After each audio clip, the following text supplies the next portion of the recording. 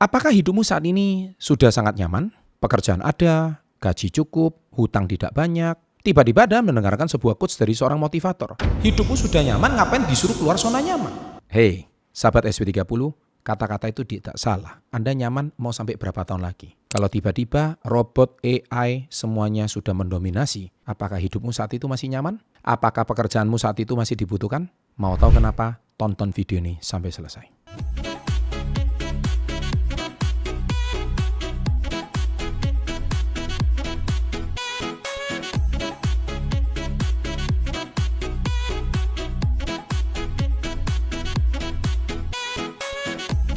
Welcome to Success Before 30 Business and Financial Mentoring. Sahabat entrepreneur, salam hebat luar biasa. Wah, serem banget ya tadi permulaan saya di awal berbicara tentang apa yang terjadi, kenyamanan kita ini bisa direnggut begitu saja. Saya mau bercerita sedikit tentang pengalaman saya. Saya mengalami kondisi yang sangat tidak nyaman ketika saya usia 17 tahun. Saya harus mencari nafkah sendiri. Kemudian usia 19, saya sudah mulai meniti karir sebagai seorang reseller. Usia 22, saya diwarisi hutang habis-habisan. Semua udah saya tulis di buku Badai Pasti Berlalu. Tapi usia 25, saya melunasi semua hutang. Tapi Anda tahu 3,5 tahun itu hidup saya seperti apa? Kayak di neraka. Satu hari tidur cuma 3-4 jam. Ibu saya sakit. Tiap hari bayar cicilan. Tiap hari dikejar-kejar hutang. Saya nggak ada pilihan lain kecuali harus melunasi hutang yang tidak saya buat sendiri. Itu saya sudah tulis semuanya di buku Badai Pasti Berlalu. Itu betul-betul sebuah kisah saya yang mau nggak mau, saya nggak bisa merasakan apa itu namanya zona nyaman. Pada waktu kecil saya nyaman. Anda tahu waktu kecil saya itu punya supir loh.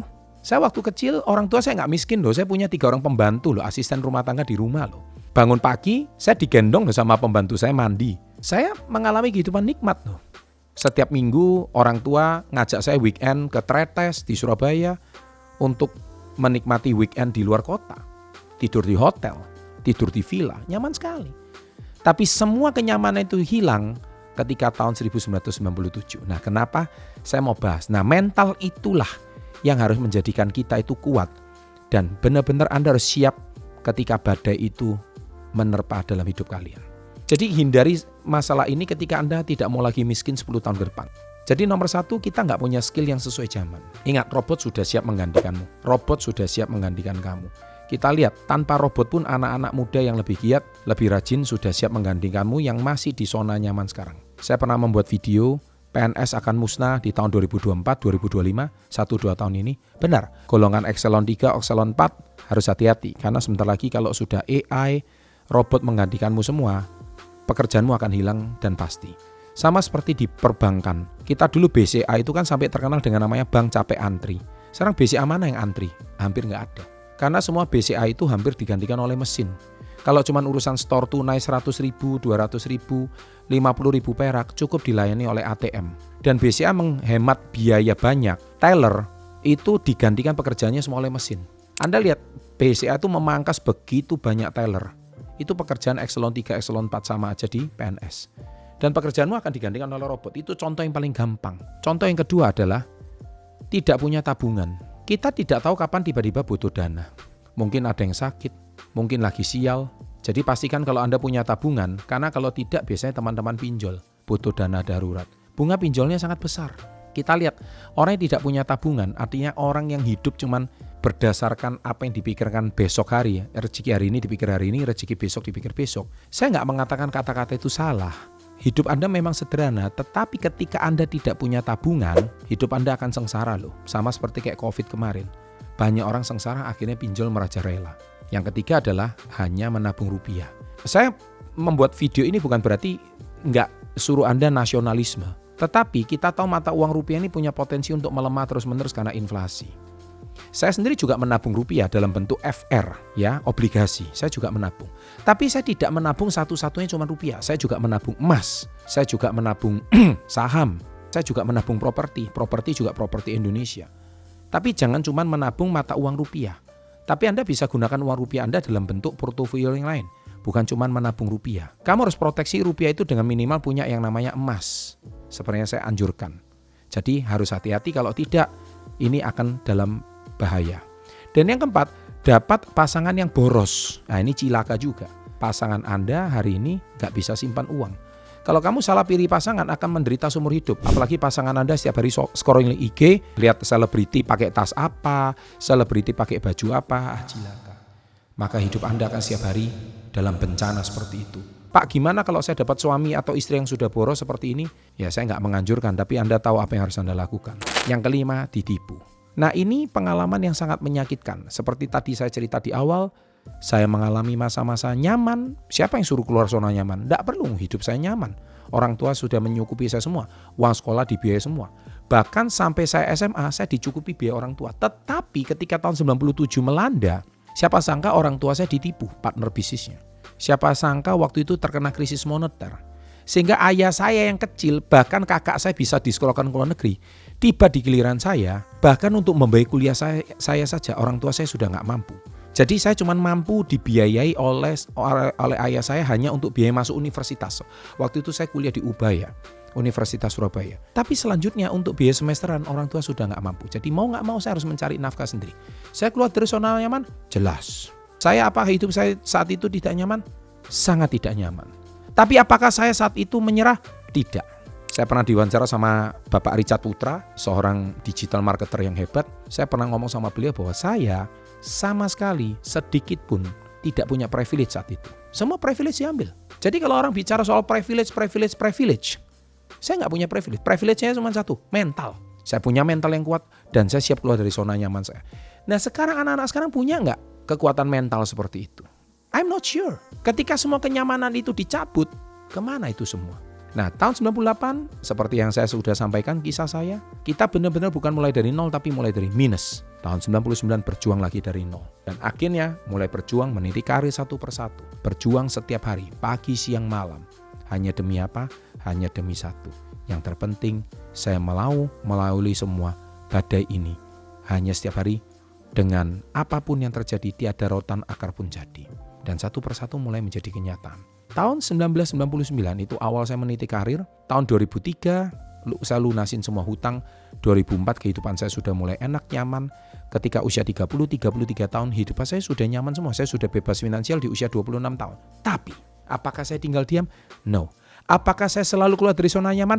Yes. Saya tidak pernah hidup ketika saya sudah bebas finansial. Tiap hari hidup santai-santai. Tiap hari hidup hedon-hedon, mewah-mewah, pamer-pamer di sosmed. That's not the type of me. Itu bukan tipe saya. Saya terus mawas diri, saya terus waspada, saya terus memacu diri saya untuk terus bertumbuh menjadi lebih baik. Dan alhasil benar. Tahun 2010 saya mulai memasuki dunia sosial media. Saya pertama kali di Twitter yang sekarang namanya X. 2013 saya mulai membuat video YouTube pertama kali. Sehingga saat itu saya memutuskan menambah skill saya menjadi seorang content creator. Menjadikan diri saya dikenal sebagai salah satu motivator senasional hari ini di Indonesia. Dan itu memang benar. Itu saya lakukan terus-menerus sampai detik ini. Dan sampai detik ini pula saya terus memacu diri saya untuk terus belajar, untuk selalu keluar dari zona nyaman. Karena bagi saya, comfort zone is a dead zone. Zona nyaman adalah zona kematian. Kalau ada motivator atau yang ngaku-ngaku motivator yang ngomong, ngapain Anda disuruh keluar zona nyaman hidup? Kamu kan sudah nyaman. Ingat, pesan saya, nyaman itu mau berapa lama? Tidak ada kenyamanan selamanya. Guru saya selalu berkata, tidak ada yang abadi di dunia ini. Yang abadi hanyalah perubahan. Hidup selalu berubah. Belum kita menguasai satu, sekarang AI sudah melanda. Belum kita sudah menguasai satu, robot sudah melanda. Belum menguasai satu, sekarang blockchain sudah mendominasi. Kita belum belajar sesuatu hebat, semua tiba-tiba sudah berubah sangat cepat.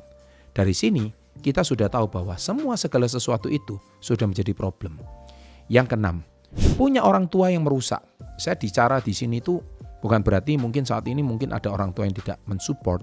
Susahnya waktu anak mau maju, problem terbesar adalah maju dari dalam, dihambat dari dalam.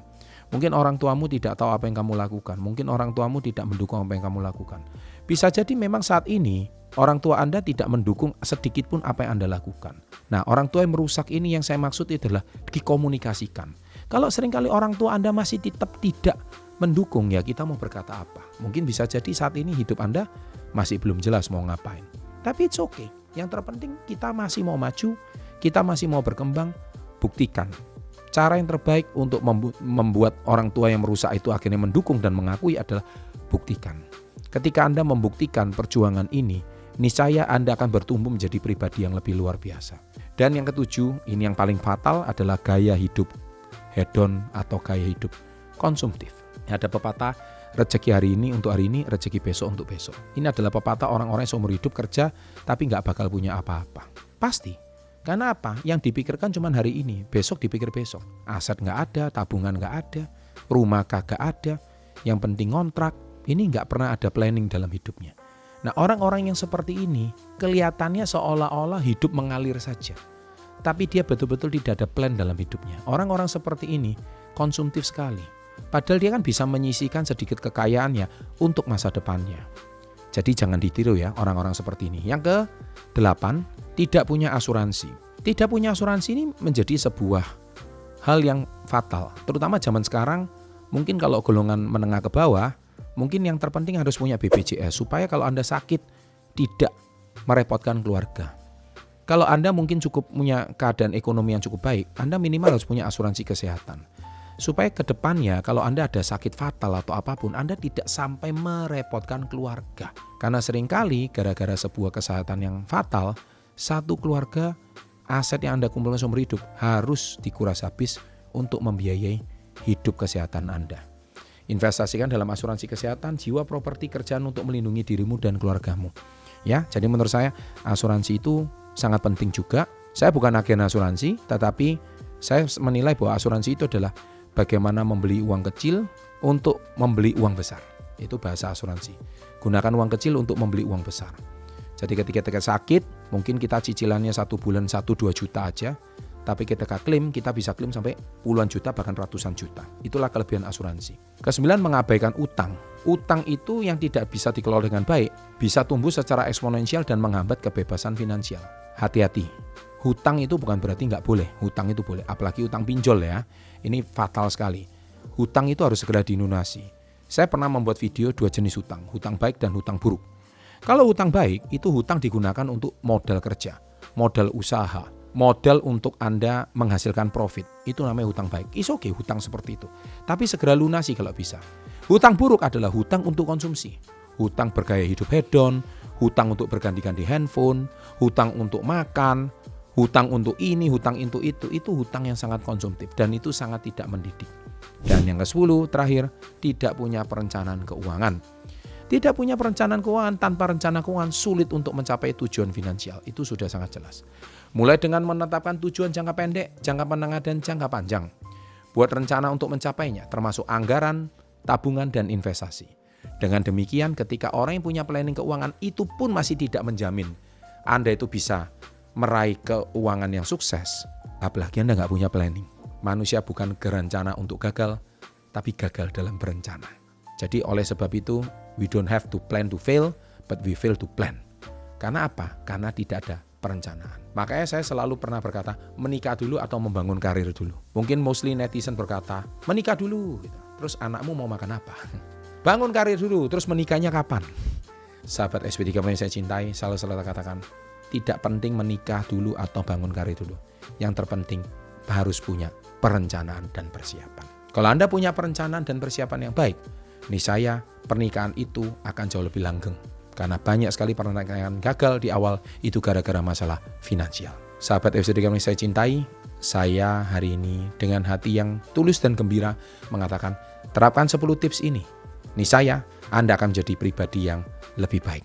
Memang tidak jaminan, tetapi minimal meminimalisir Anda akan menjadi pribadi yang luar biasa. Sukses untuk Anda dan salam hebat luar biasa.